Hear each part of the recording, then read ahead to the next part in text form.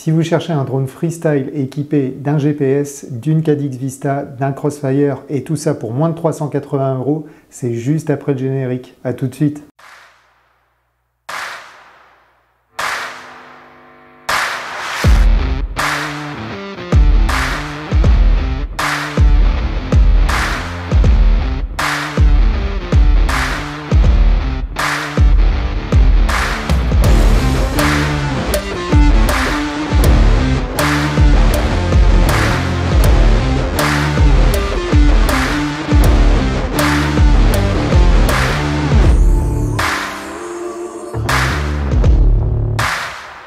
Salut les amis, c'est Stéphane, j'espère que vous allez bien, ça me fait très plaisir de vous retrouver sur la chaîne. Alors aujourd'hui, on se retrouve pour l'essai d'un drone que j'ai acquis récemment, c'est le GEPRC Mark IV, donc dans sa version Caddx Vista, équipé d'un Crossfire, d'un GPS, donc c'est une version qui est ready to fly. Alors, je ne vais pas vous faire un unboxing complet de ce drone, mais sachez que dans la boîte, vous trouverez donc le drone, bien sûr. Vous allez trouver 2 sachets d'hélices, donc c'est des hélices de chez GEPRC que je n'ai pas essayé. J'ai préféré rester sur mes ETX P5 qui fonctionnent très très bien. J'ai monté ça sur pas mal de drones et j'en suis vraiment super satisfait. Ensuite, vous allez trouver donc 2 bras en spare. Vous allez trouver 2 bras en supplément. Donc, au cas où vous cassez un bras, c'est quand même sympa de les avoir. Et puis vous allez aussi trouver du petit outillage tel que des clés Allen pour pouvoir régler votre caméra puis resserrer un petit peu les vis sur le drone. Et enfin vous allez trouver des autocollants. En parlant de ces fameuses vis, faites une vérification, faites bien le tour, vérifiez que toutes les vis sont correctement serrées, surtout à ce niveau-là, et puis les vis des moteurs. Alors pour les vis des moteurs, comme vous avez des supports en TPU imprimés, ne les serrez pas trop non plus, parce que sinon la vis va passer à travers le support, mais sinon, voilà, avant le premier vol, sur un ready to fly en général, c'est bien de vérifier à peu près tous les serrages sur la machine. Ils auraient pu en oublier en usine, et puis ce serait dommage de partir au tas, parce que vous n'avez pas vérifié tous les serrages au niveau de votre drone. Pour ce qui concerne le châssis, je ne vais pas vous faire le tour complet des caractéristiques de celui-ci puisque j'avais fait il y a quelques mois un review donc, de ce châssis. Donc vous pouvez aller voir la vidéo si vous le souhaitez. En tout cas, c'est un châssis qui est assez standard alors qui est de format ultra léger. C'est pas un tank, ce drone, il est assez léger. On le voit au niveau de la finesse des bras. Et puis le châssis, il est vraiment très très étroit. Donc ça change un petit peu de châssis d'autres drones que je peux avoir. Par exemple, si vous prenez un Marmot, les bras sont juste énormes. Alors c'est pas le même châssis non plus puisqu'il est en un seul morceau. Là, les bras sont inclus avec le corps du drone et là les bras sont séparés. Donc les bras, ils font 5 mm d'épaisseur, c'est du standard. Et puis après la top plate et la bottom plate, on est sur du 2,5 mm. Donc ça reste dans les standards du marché. Pour ce qui est du flight controller, on est sur un GEP F405 HD. Alors on n'est pas sur les toutes dernières générations de flight controller qui sont des versions F7. Donc c'est avec des processeurs un petit peu plus rapides, avec un petit peu plus d'UART. Mais celui-là fonctionne très bien. J'ai fait quelques vols déjà avec ce drone et j'ai pas noté de soucis. Alors c'est une version HD parce que ce flight controller, en fait, vous avez une prise pour pouvoir brancher directement votre DJI Air Unit ou votre Caddx Vista. Alors si vous avez un DJI Air Unit par exemple, là ça va être que des branchements et pas de soudure. Avec la Caddx Vista, il faudra faire quelques branchements, mais là, pour ce qui nous concerne, on n'a rien à faire puisque c'est une version ready to fly. Alors au niveau des caractéristiques principales, c'est pareil, c'est du classique. Puisque l'IMU c'est un MPU 6000, donc ça c'est le gyro, c'est un MPU 6000, donc c'est du très très standard. Ensuite on a 16 mégas de mémoire flash pour la black box, alors ça aurait été bien d'en avoir un petit peu plus, mais bon, c'est suffisant pour enregistrer vos logs si vous le souhaitez. Et puis ce que j'aime bien aussi sur ce flight controller, c'est qu'on a un port USB, donc type C, qui est exactement le même port USB. C'est le même format en fait que la Caddx Vista. Donc pour ce drone, en gros, si vous voulez faire les mises à jour sur votre Vista ou si vous voulez faire des mises à jour ou un petit peu régler vos PIDs sur Betaflight par exemple, vous aurez la même prise. Donc ça c'est très bien. Et puis les ports USB type C, je trouve que c'est un petit peu plus fiable. Et puis aussi, c'est que ça se branche dans n'importe quel sens, donc vous n'avez pas à les chercher. C'est vrai que quelquefois on est tout le temps en train de bidouiller. Moi ça m'est arrivé d'arracher des ports USB sur des drones. Alors c'était sur des toutes petites machines, mais ça m'est déjà arrivé. Donc voilà, c'est quelque chose auquel il faut faire attention. Donc très très bon point d'avoir mis un port USB type C sur ce drone. Ensuite, on a bien sûr un OSD. On a un barreau aussi, un baromètre. Donc c'est un BMP 280. Donc ça nous permettra d'avoir la hauteur à laquelle on vole. Donc ça c'est intéressant aussi. Et puis sinon il y a donc des filtres qui sont intégrés. Il y a du filtrage, il y a un bon filtrage. Et puis au niveau de la taille, on est sur du 30-30. Et il est équipé de 6 UART, donc c'est quand même pas mal. Si vous voulez rajouter des équipements, c'est possible. Alors là, il y en a déjà pas mal, mais par exemple, si vous voulez rajouter des LED programmables, vous aurez la possibilité de le faire. Ensuite, au niveau donc, de l'ESC, c'est un BLLI 32, donc ça c'est pareil, c'est très très bien. C'est la dernière génération en BLLI, donc vous avez un peu plus de contrôle. Si vous voulez modifier certaines choses au niveau de votre logiciel BLLI et de votre ESC, et c'est un ESC qui va prendre 50 ampères. Alors, ils disent 50 ampères continu et ils vous disent 55 ampères en pointe, mais sous 5S. Donc, vaut mieux rester conservateur. Il va prendre 50 ampères en pointe. Donc, 50 ampères, c'est largement assez. En 6S, ça suffit largement. Et même en 4S, quoi qu'il arrive, je ne pense pas que vous irez beaucoup au-dessus. Donc ensuite, ce qu'on a, on a un petit buzzer qui est intégré ici à l'avant. Voilà, si vous le voyez, c'est le petit truc noir là au bout de mon doigt. Donc le buzzer intégré, c'est sympa parce que ça permet de retrouver sa machine. Alors, c'est pas un buzzer autonome parce que vous pouvez équiper votre drone d'un buzzer autonome. Et là, si vous subissez un crash et que votre batterie est éjectée, le buzzer autonome va se mettre à sonner. Si vous avez un buzzer intégré comme celui-là, si vous subissez un crash et que la batterie s'éjecte, vous pourrez activer le buzzer, ça ne va pas sonner. Donc un buzzer autonome, on peut en rajouter un à cet endroit-là. Vous avez largement la place pour en rajouter un si vous voulez le faire. Et puis ça pèse pas très lourd. Et puis c'est quand même pratique d'avoir un buzzer autonome sur sa machine. Alors le problème c'est quand on enlève sa batterie, il faut tout le temps appuyer sur un petit switch au niveau du buzzer autonome pour pas que ça se mette à brailler. Donc bon, c'est le seul inconvénient que je vois sur les buzzers autonomes. Sinon, ça a quand même un côté très très pratique. Ensuite, on a donc la fameuse Cadix Vista, donc la caméra qui est compatible avec les lunettes DJI. Donc ça, c'est le côté VTX, donc c'est le transmetteur vidéo. Et puis ici, vous avez la caméra. Donc ça, c'est la caméra de chez DJI. Donc qui est très très bonne qualité. J'ai ça maintenant sur quelques machines et ça fonctionne vraiment très très bien.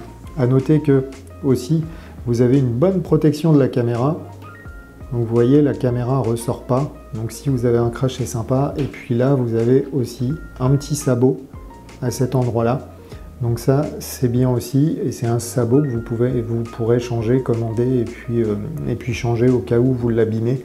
Donc voilà, si vous volez beaucoup en RAS-mode, ça peut être intéressant à avoir. Et puis la dernière chose, c'est qu'on a un GPS. Alors au niveau de ces références, je ne sais pas ce que c'est comme GPS, mais bon, j'ai pas à m'en plaindre du tout. En général, je capte une dizaine de GPS très très rapidement et puis ça va monter jusqu'à 15.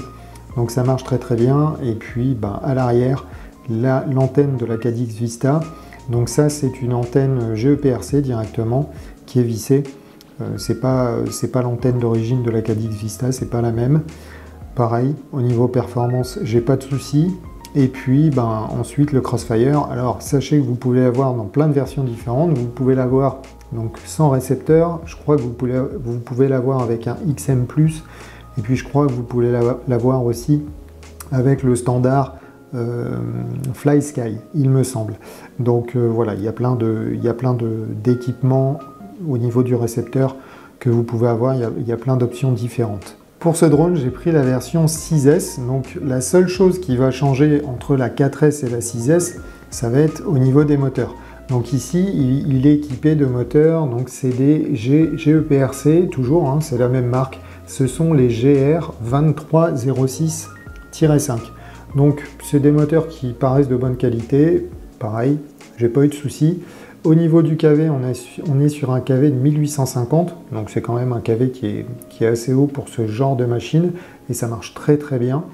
Et puis au niveau de la qualité de fabrication, ben, c'est sympa, c'est une couleur qui est quand même assez sympa, un petit peu ce qu'on appelle le gunmetal. Donc voilà, ça reprend un petit peu la couleur des standoff là, que vous voyez, voilà, ici les petits rehausseurs. Donc c'est quand même des moteurs voilà, qui sont sympas. Et puis ils ont une belle allure aussi voilà, au niveau du hub. C'est joli, c'est bien fini. Et puis ils n'ont pas l'air, voilà, pour l'instant, voilà, encore une fois, j'ai pas eu de crash, donc ils fonctionnent bien. Au niveau solidité, je peux pas vous dire. Tout ce que je peux vous dire, en fait, c'est que donc la cloche est en deux parties. C'est pas une cloche monocore. Alors les cloches monocore, forcément, c'est une meilleure qualité. Ça tient un petit peu plus, c'est plus résistant, mais c'est plus cher à produire. Et là, pour une machine de ce prix-là, forcément, on va se retrouver sur quelques équipements qui seront un petit peu moins chers, moins quali, mais vous avez malgré tout quand même une machine qui est super sympa pour ce prix, je trouve. GEPRC nous vend cette machine comme une machine de freestyle ultra légère. Donc on va voir ça tout de suite avec la pesée. Donc pour info, au niveau de la batterie, donc la marque c'est une Pyrodrone, elle est en 1250 mAh. Et puis on a la GoPro Hero 9, donc qui n'est pas la plus légère de toutes les GoPro, loin de là. C'est la plus lourde de toutes, quoi qu'il arrive. Après il y a quelques moyens de l'alléger, je vous montrerai ça dans une vidéo, sans la démonter, il y a juste une trappe à changer.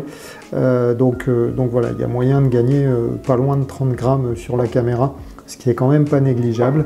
Donc au niveau du poids, alors le poids à vide avec les hélices de la machine, on va déjà mettre la balance en route. Alors on est sur 420 grammes, 420 grammes à vide, donc ça c'est quand même un poids qui est effectivement assez léger pour une machine de freestyle. J'ai vu des machines beaucoup plus lourdes que ça. Alors ensuite avec la batterie, on est à 630 grammes, donc c'est bien. Et puis là forcément on va augmenter le poids, donc on est à 790 grammes. Donc bon, en général pour moi une machine de freestyle, 750 grammes c'est pas mal, mais là on est presque à 800 grammes et franchement ça va encore, c'est pas très lourd. On est presque d'ailleurs au même poids que le drone de chez DJI. Donc voilà, sauf qu'on n'a pas tous les modes intelligents. Alors on a quand même un GPS. Mais bon, donc on va regarder ça sur Betaflight après. Mais voilà, 791 grammes, ça reste quand même un poids qui est contenu et acceptable pour une machine de ce type qui est réservée au freestyle. Et puis après, il y a des gens qui aiment bien avoir des machines justement un petit peu plus lourdes pour avoir un petit peu plus d'inertie dans les figures. Donc on est sur un poids correct, je trouve. Alors on va maintenant brancher le Flight Controller sur l'ordinateur et puis on va regarder un petit peu les réglages au niveau de Betaflight. Mais avant ça, il faut que je vous raconte une petite histoire. Alors rassurez-vous, ça va aller très vite. Quand j'ai reçu la machine, en fait, je l'ai tout de suite branchée sur Betaflight pour voir un petit peu la version qui était installée d'origine. Et c'était une version antérieure à ce qui était installé, enfin ce qui était sorti actuellement. Donc je me suis dit, je vais faire une mise à jour. En plus, ce que j'ai remarqué, c'est que le Bidirectional D-Shot n'était pas paramétré, enfin il n'était pas activé. Donc le Bidirectional D-Shot, c'est quand même sympa pour limiter les effets de prop wash. Donc j'ai tout de suite installé la toute dernière version de Betaflight. Et puis au lieu de voler avec les PIDs donc directement stock, ce que j'ai fait, c'est que je suis allé voir donc directement sur le site de UAVtech. Alors je ne sais pas si vous connaissez, mais UAVtech en fait c'est quelqu'un qui bosse et qui est développeur pour Betaflight. Et en plus, il a créé un site il n'y a pas très longtemps avec des presets, en fait des pré-réglages pour tout type de machine. Donc vous avez les Whoop, vous avez les Toothpick, vous avez les drones en 5 pouces en freestyle, et puis j'en passe, des racers, des 6-7 pouces cruiser freestyle, et puis même du 9 et 10 pouces. Donc c'est intéressant, d'autant plus que ces réglages-là, je les avais déjà mis sur mon marmotte et que ça fonctionnait super bien. Donc je me suis dit, te prends pas la tête, mets les mêmes réglages. Sauf que j'ai eu des oscillations, mais de folie, en fait, au niveau de l'axe de roll. Ce qui veut dire que les dés, en fait, déjà, à la base, les dés étaient trop hauts au niveau de l'axe de roll. Donc, j'ai cherché pas mal de fois parce que au départ, je croyais que c'était un problème mécanique et pas du tout.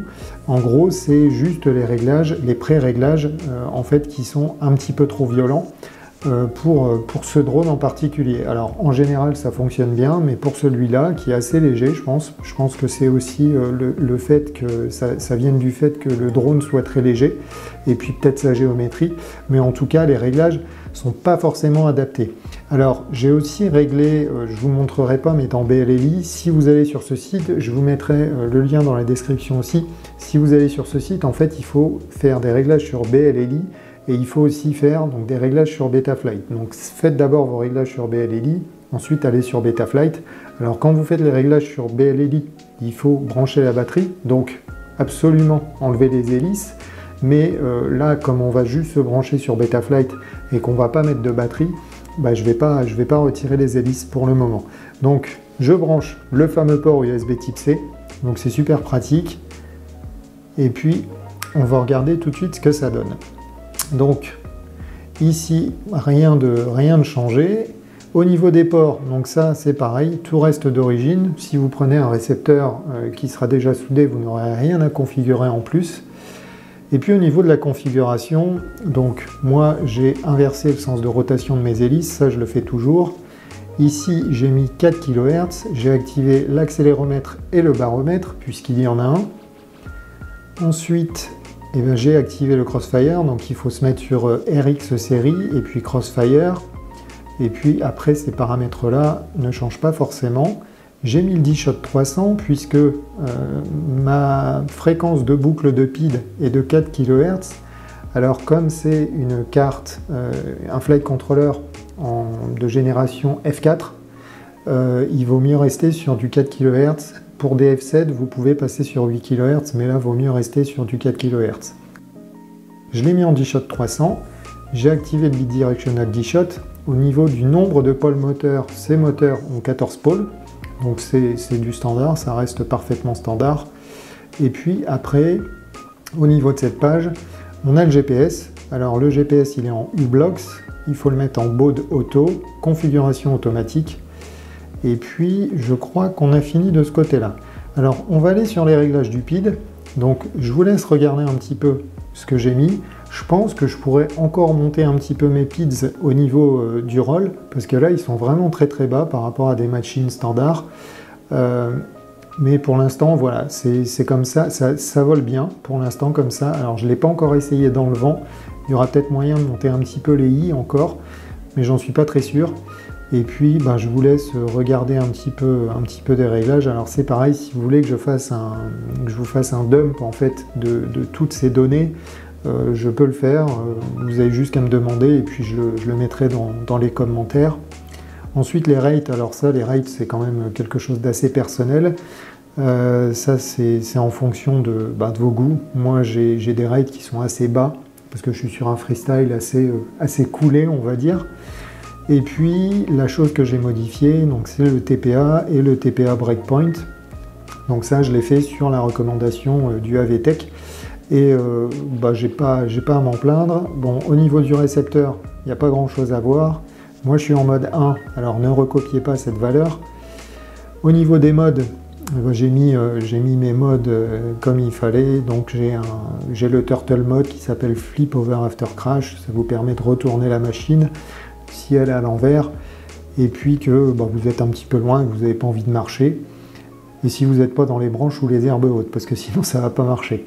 Ensuite, moi j'ai un préarmement, j'ai le Return to Home. Alors le Return to Home, on appelle ça GPS Rescue. Alors c'est pas un vrai Return to Home comme le drone DJI que j'ai essayé la semaine dernière. Là en gros, si vous êtes loin, que vous êtes perdu, ou que vous avez un fail-safe, c'est-à-dire que la radio, le récepteur ne reçoit plus les infos de la radio, il va se mettre à monter à une hauteur que vous aurez prédéfinie, et puis il va revenir on espère, dans votre direction. Et puis après, il va se mettre à tourner en fait autour de vous jusqu'à temps que vous repreniez le contrôle. Là, c'est pas un atterrissage automatique, hein. Ils appellent bien ça un GPS Rescue. Donc c'est pas un Return to Home comme on l'entend chez DJI par exemple. Mais en tout cas, voilà, c'est une fonction que j'ai jamais essayée. On essaiera peut-être, on va voir, suivant les conditions météo. Et puis si j'ose le faire surtout. Mais en tout cas, cette fonction, elle est préparée, elle est configurée. Donc voilà, j'ai jamais essayé ce genre de fonction GPS sur Betaflight, donc je ne sais pas trop ce que ça donne. Au niveau des moteurs, il n'y a pas grand chose. Au niveau de l'OSD, donc là j'ai mis mes paramètres OSD, voilà, comme j'ai un GPS là, j'ai mis un petit peu plus d'infos, donc j'ai le nombre de satellites, on y reviendra un petit peu après, j'ai la hauteur de vol, le LQ, mais j'ai pas l'impression qu'il apparaît dans les lunettes avec le système DJI, c'est peut-être pas intégré. J'ai l'altitude, la vitesse, la tension de ma batterie, l'ampérage et puis les milliampères que j'ai consommés. Alors ça, il va falloir que je l'ajuste. Alors c'est pareil, si vous voulez un tuto, il y a un tuto sur ma chaîne aussi qui est 2-3 vidéos plus tard. Alors je peux vous mettre le lien ici si vous voulez pour regarder comment ajuster vos milliampères en fait et que l'information soit précise. L'émetteur vidéo, forcément on n'a rien à faire. Alors si vous ne voyez pas toutes les infos sur Betaflight, c'est qu'il faut passer en mode expert parce qu'il y a quelque chose à regarder quand on a un drone qui est équipé d'un GPS, c'est au niveau de tout ce qui est fail-safe. Donc on va aller dans le menu fail-safe et puis là vous voyez en fait au niveau des réglages, alors si vous achetez la machine et que vous ne faites rien, normalement c'est pré-réglé correctement. Mais ici, par exemple, moi j'ai été obligé de refaire les réglages. Donc, je lui ai demandé 4 secondes d'attente.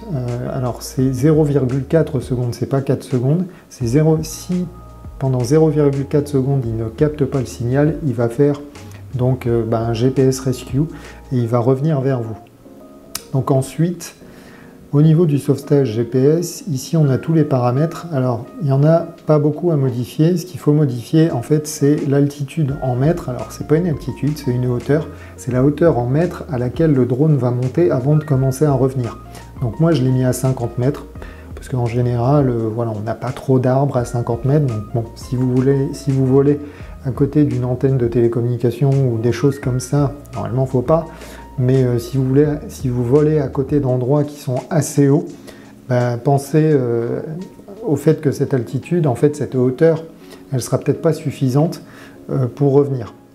Ensuite, là, j'ai rien modifié. Et en fait, la dernière chose, c'est le nombre de satellites minimum.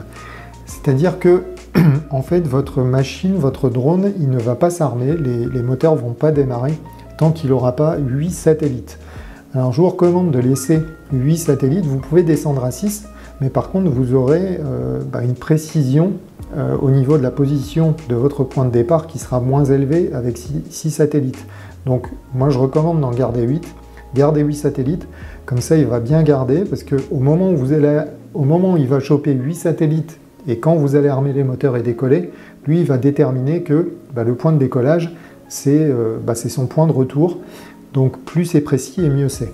Donc ça demande un peu plus de temps parfois pour choper les 8 satellites, mais franchement ça va.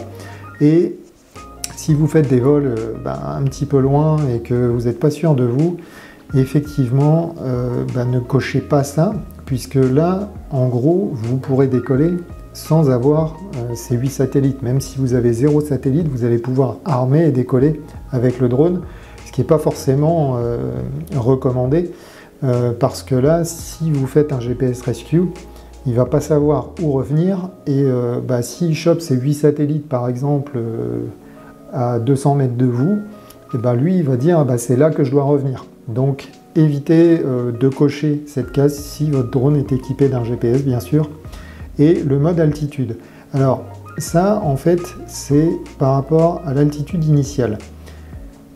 En gros, vous choisissez si vous voulez ou soit qu'il revienne à une hauteur de 50 mètres ou si vous voulez qu'il revienne à l'altitude maximum que vous avez atteinte pendant le vol. Si vous êtes monté à 60 mètres par exemple, il va remonter à 60 mètres avant de revenir parce que 60 mètres c'est peut-être la hauteur dont vous avez eu besoin pour éviter justement un obstacle qui était plus haut. Donc c'est pour ça que je le laisse sur altitude maximum et vérification, donc fail-safe uniquement. En fait, ils appellent ça le sanity check, c'est-à-dire qu'avant de démarrer son retour, le drone va faire plusieurs vérifications, donc au niveau du flight controller, au niveau du GPS, voir s'il a toutes les infos qui lui vont bien avant de revenir.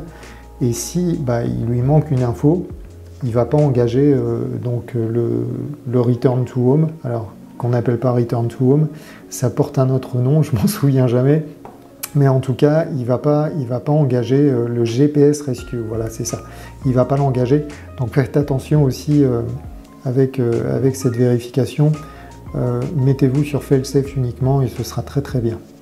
Et puis après c'est du classique. Alors n'oubliez pas, si vous voulez utiliser donc les fameux paramètres de UAV Tech, et vous avez une ligne en fait dans le CLI à copier aussi. Alors une autre chose, la différence, en fait, le PWM Frequency. Donc ça, c'est quelque chose que vous allez trouver dans BLLI 32. Vous avez 24 kHz et 48 kHz. Il y a beaucoup de gens qui recommandent du 48 kHz parce que, en fait, il y a un petit peu plus de souplesse. Sauf que, en fait, on perd du couple au niveau des moteurs. Et le couple sur les moteurs, c'est ce qui va vous servir à lutter contre le prop wash. Donc effectivement, au niveau du bruit des moteurs, c'est un petit peu moins agréable, mais par contre, pour lutter contre le prop wash, le 24 kHz, c'est un petit peu mieux et c'est ce que recommande la personne du AVTech. Donc voilà, et essayez différents réglages, mais en tout cas le 24 kHz, pour moi ça fonctionne bien. Effectivement, le bruit est moins agréable à l'oreille, mais ça fonctionne bien quand même.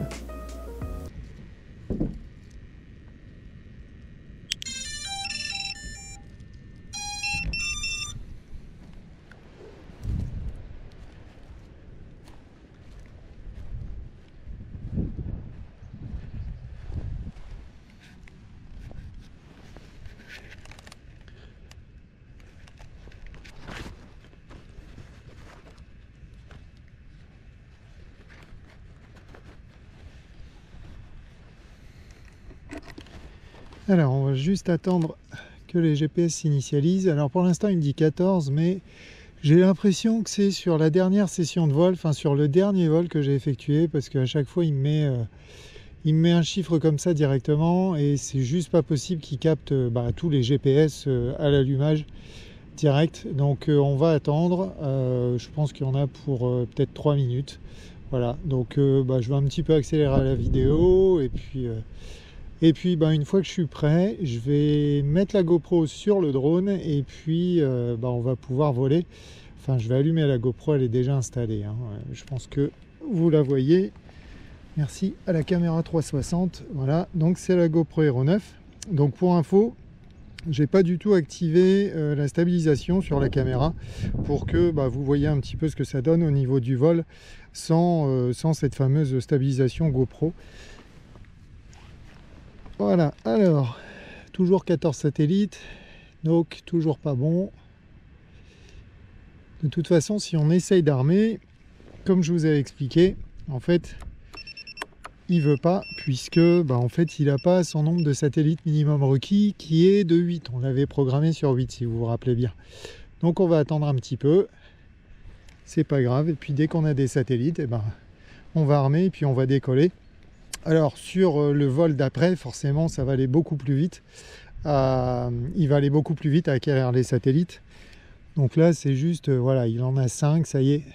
Donc là il est en train de les acquérir. Donc pour l'instant toujours pas assez. Alors pour info, on a aussi là du vent à peu près à 25 km/h avec des rafales en haut qui vont monter à 40-45 km/h. Donc effectivement, si vous voyez un petit peu des mouvements parasites, c'est peut-être à cause du vent et c'est peut-être que mes i ne seront pas assez réglés assez. Et puis sur certaines figures, il y aura de la dérive. Alors je ne vais pas non plus faire du freestyle de fou. Comme à mon habitude, hein, je vole assez calme, donc on va essayer ça. Là on a 8 satellites, on va attendre qu'ils en acquérissent un tout petit peu plus, 9, on y est presque. Allez, moi j'attends 10, histoire vraiment d'assurer le coup. Alors par contre en haut à gauche, vous voyez, j'ai l'altitude, il me dit 95 mètres. Alors vous voyez pas, je suis désolé, c'est vrai qu'avec le DJI FPV, on n'a pas la télémétrie qui apparaît. On ne peut pas enregistrer la télémétrie en direct comme ça. Là ça monte, 101 mètres. Donc je vais voir si quand je remets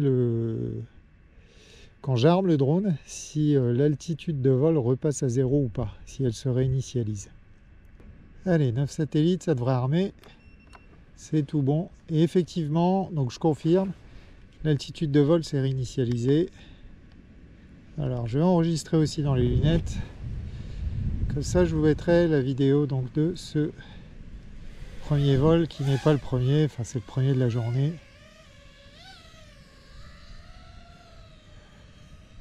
Oh, j'ai pas mis la GoPro. Hop, je vais venir me poser, c'est pas grave. Alors avec la GoPro 9, j'ai pas du tout le même comportement, mais vraiment pas du tout. Là je sens qu'il y a du poids. Donc on va voir comment il se comporte.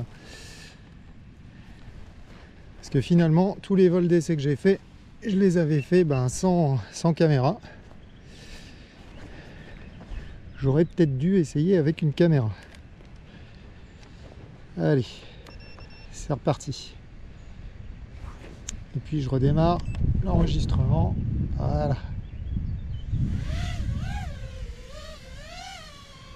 Ah ouais, c'est dingue, on sent le poids de la GoPro, enfin je le sens vraiment.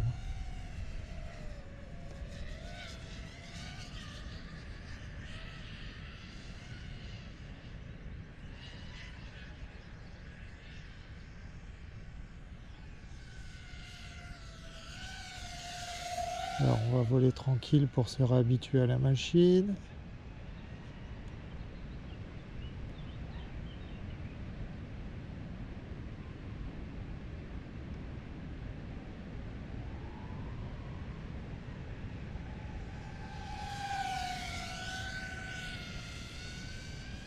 Allez, un petit power loop.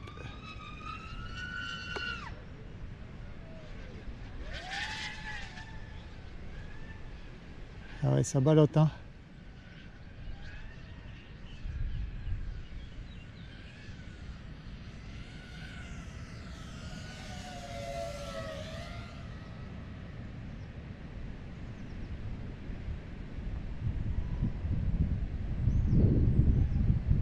Alors désolé si je commande pas beaucoup.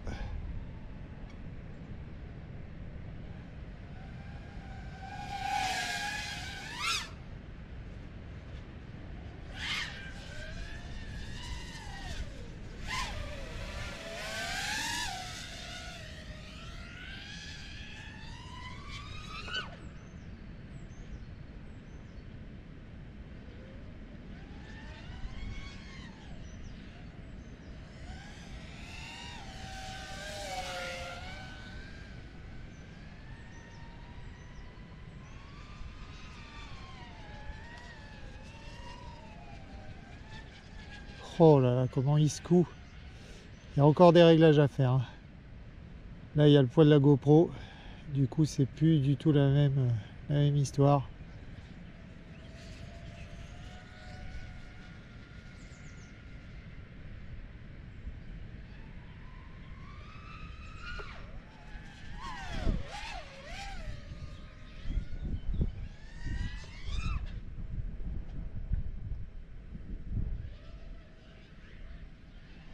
Alors sinon, au niveau des rates, c'est vraiment ce que j'aime bien.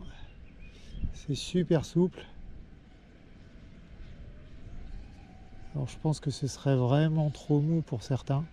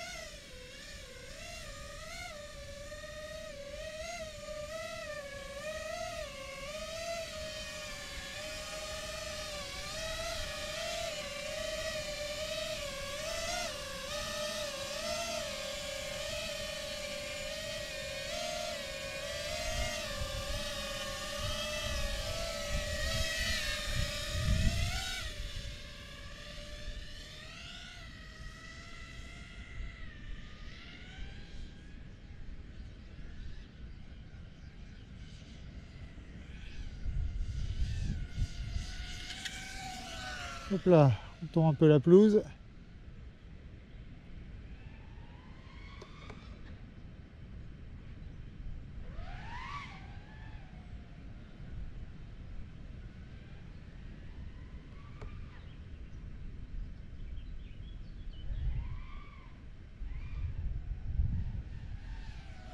Sinon, il y a quand même de la puissance à revendre, il n'y a pas de souci. C'est une machine qui marche très très bien, alors qu'il demande effectivement un poil de réglage. Mais encore une fois, le défaut, c'est que je ne l'ai pas essayé d'origine. Donc je ne peux pas vous dire ce que ça donne sortie de boîte. J'avais regardé des reviews et apparemment, bon, c'était bien. Les reviewers n'avaient pas l'air de s'en plaindre. Et là, moi, je m'en plains pas non plus, ça marche quand même correctement. Alors désolé si je parle du nez, hein, c'est le masque DJI. J'ai acheté une mousse qui me comprime un peu les naseaux. Donc du coup, je parle un peu du nez. Bon, on va venir se poser parce que là, la batterie, elle en a marre.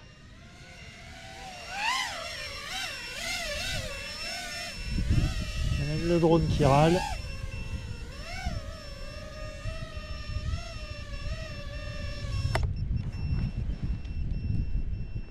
Et ben voilà, premier vol effectué, bon, c'est pas si mal. Alors on va couper la GoPro, on va enlever la batterie, parce que là je pense que je l'ai rincée. Bravo Stéphane. Bon, elle va remonter en tension, mais faut pas trop le faire. Oui, elle est un petit peu chaud effectivement. Ouh, voilà.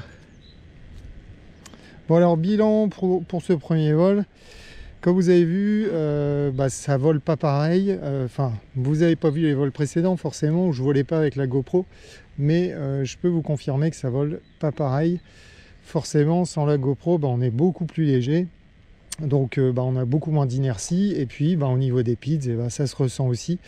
Donc il va falloir que je retouche quelques réglages si je veux laisser une GoPro Hero 9 sur ce drone, mais bon, il faut juste s'habituer au niveau du stationnaire à la position de la manette des gaz, parce qu'effectivement sans GoPro j'étais beaucoup plus bas que ça, hein. J'avais pas besoin de beaucoup de gaz pour maintenir le stationnaire. Là j'en ai besoin d'un petit peu plus, mais après bon, ça c'est juste un petit apprentissage. Mais sinon derrière voilà, il y a de la puissance à revendre, hein. Vous avez vu les power loops, ils font 50 mètres de diamètre, enfin il n'y a pas de souci là-dessus. La machine elle est hyper réactive.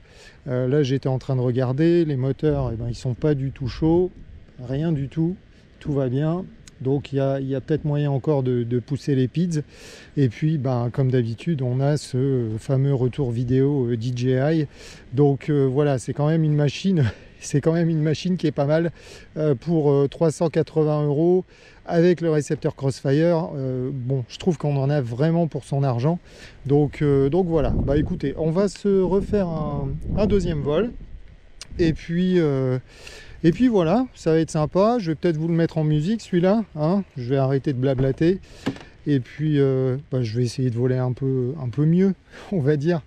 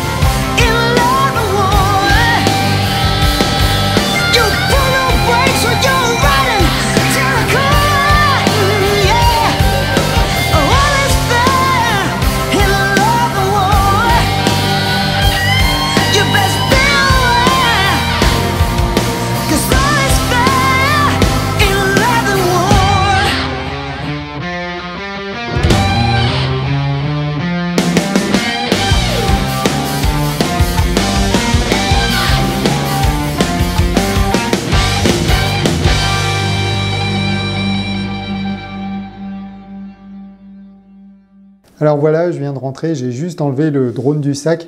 Comme vous le voyez, j'ai toujours pas changé l'hélice. Alors je vais la changer, hein, ça vole mieux avec 3 pales.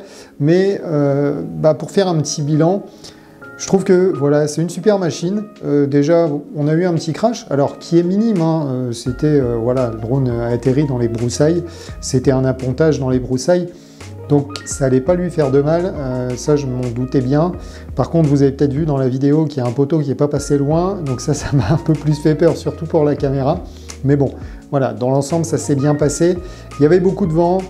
Le seul regret que j'ai par rapport à cette machine, c'est de ne pas l'avoir testé avec les pits d'origine et le Betaflight qui était installé directement dessus. J'ai voulu mettre une version plus récente. Et maintenant, en fait, il y a des petits réglages encore à peaufiner parce que là, c'était la première fois que je volais donc avec la GoPro 9 qui est une caméra qui est assez lourde. Et puis, c'était aussi la première fois que je volais avec autant de vent. Et le drone se comporte pas forcément de la même façon et on voit qu'il luttait, hein, qu'il trouvait pas bien sa place dans les manœuvres. Donc ça n'a rien à voir avec la machine, c'est les réglages des PIDs en fait qu'il faut encore affiner. Mais dans son ensemble, ce drone-là, il est vraiment très très bien. Parce que, comme je vous l'ai dit dans l'intro de la vidéo, vous avez un GPS, vous avez la Cadix Vista, vous avez un récepteur Crossfire, et tout ça pour 380 €. C'est un drone qui tourne sous 6S, qui est léger, malgré la GoPro maintenant, mais ça reste une machine qui a du punch. Hein, vous avez vu sur les manœuvres, il n'y a pas de souci, on a vraiment la pêche, et il n'y a pas de problème. Les moteurs, ils fonctionnent bien. Tout fonctionne bien sur ce drone. C'est vraiment un bon produit, je trouve. Le DJI Air Unit, enfin, c'est pas le Air Unit, c'est le Cadix Vista. Mais c'est pareil, il fonctionne bien. La télémétrie, une fois qu'elle est paramétrée correctement, elle fonctionne bien. Alors, c'est dommage parce que je peux pas vous montrer la télémétrie. Mais par rapport au GPS, en fait, le GPS, il fonctionne très très bien aussi. Il faut juste le temps qu'il puisse acquérir au minimum 8 satellites. Alors moi j'ai attendu 9-10, mais après je regardais dans mes lunettes, je connais un petit peu le coin, je savais où était le drone par rapport à moi, et puis la flèche qui s'affiche dans vos lunettes pour revenir vers moi, c'était précis en fait, il n'y avait pas de souci. Les distances m'avaient l'air correctes aussi. Et puis la hauteur se remet à 0. Alors je sais jamais, mais je pense que la hauteur vient du barreau et pas du GPS, puisque quand vous remettez, quand vous armez votre drone, la hauteur se remet à 0. Donc je pense qu'il réétalonne, il remet le barreau au 0 pour vous donner une hauteur de vol et pas une altitude. Donc très très bonne machine, bilan super positif. Est-ce que je recommanderais cette machine? Oui, carrément, parce que au niveau du rapport qualité-prix, je trouve que voilà, elle a tout ce qu'il faut pour s'éclater, pour s'amuser. Après, bon, j'ai pas fait de test de solidité, mais bon, elle a ses petites protections de TPU au niveau des bras. Vous avez 2 bras de rechange quoi qu'il arrive, donc si vous possédez ce châssis ou cette machine, n'hésitez pas à me dire si vous avez eu des casses au niveau du châssis ou quelque chose. Il y a peut-être des points de fragilité. Donc n'hésitez pas à le mettre dans les commentaires pour que aussi les autres personnes qui regardent cette vidéo prennent une décision d'achat ou pas.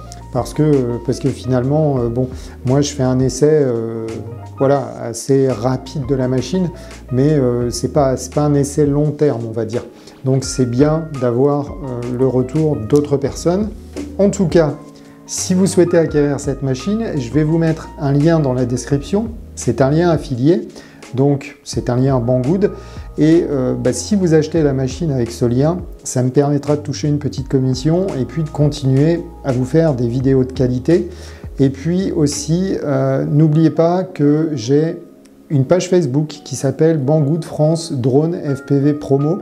Donc comme son nom l'indique, c'est une page Facebook sur laquelle vous allez trouver des promos Facebook. Donc il y a des coupons exclusifs que je partage. En général, c'est le samedi aux alentours de midi, entre midi et 14 h. Je vais faire une publication sur ma page. Alors, ou soit je vous mets vraiment des produits qui ressortent un petit peu et qui sont vraiment pas chers et qui valent le coup, ou bien je vous mets une liste s'il y a vraiment énormément de produits. Comme ça, vous pouvez un petit peu faire votre choix et puis regarder ce qui vous intéresse. Donc cette vidéo est terminée. Eh ben, merci en tout cas d'être allé au bout. Merci de l'avoir regardé. Ça me fait toujours plaisir de vous faire des vidéos sympas comme ça et puis de vous présenter des produits sympas avec lesquels je vais continuer à m'amuser quoi qu'il arrive.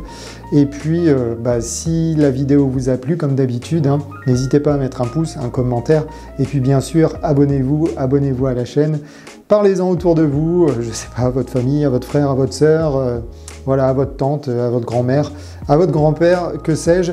Mais voilà, on va essayer de faire grossir la communauté aussi du FPV en France. Alors, qui est déjà bien balèze grâce à Culture FPV entre autres, mais voilà, j'espère contribuer à faire grossir cette communauté. Et puis en attendant, comme d'habitude, je vous souhaite de très très bons vols et puis je vous dis à très bientôt, ciao.